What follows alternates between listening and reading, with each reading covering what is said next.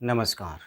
आज अपने पास में बेलन का एक सवाल है कि एक खोखले बेलन का वक्रपृष्ठीय क्षेत्रफल 4224 वर्ग सेंटीमीटर है।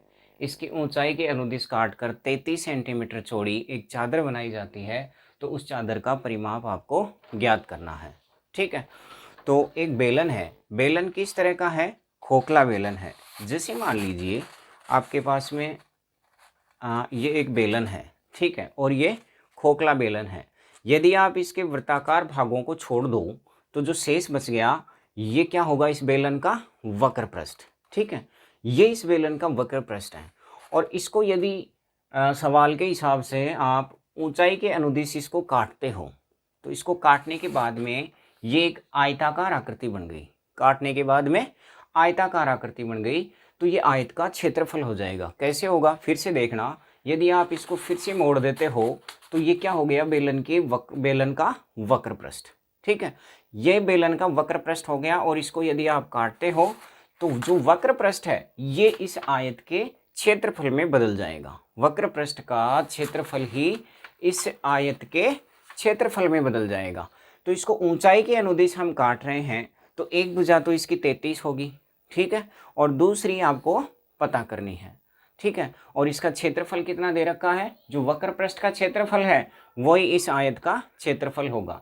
तो आयत का क्षेत्रफल है 4224। एक भुजा 33 है और दूसरी भुजा पता करना है। तो ये तो आपको पता ही है कि जो आयत है इसका क्षेत्रफल होता है लंबाई इंटू चौड़ाई। लंबाई इंटू चौड़ाई। आयत का क्षेत्रफल आपको 4224 दे रखा है। जो बेलन के वक्र पृष्ठ का क्षेत्रफल है वही आयत का क्षेत्रफल है। ठीक है, अब इसमें 33 इंटू चौड़ाई आपको पता करनी है। ठीक है, चौड़ाई मान लो जो भी है, एक भुजा 33 है, दूसरी भुजा आपको पता करनी है। ठीक, अब कैलकुलेट करोगे तो कितना हो जाएगा अपने पास में? 128। ठीक है, दूसरी भुजा अपने पास आ गई 128 सेंटीमीटर। ठीक है, अब 128 सेंटीमीटर दूसरी भुजा आ गई और इसका परिमाप पूछा है।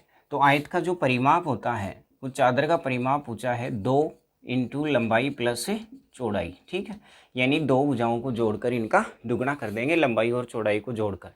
ठीक है, अब 2 इंटू लंबाई कितनी है आपकी? 128 और चौड़ाई 33, दोनों को जोड़ेंगे तो 161 और गुणा कर देंगे इसको तो ये हो गया आपका 322 सेंटीमीटर। तो इसका जो परिमाप है वो आ जाएगा 322 सेंटीमीटर। ठीक।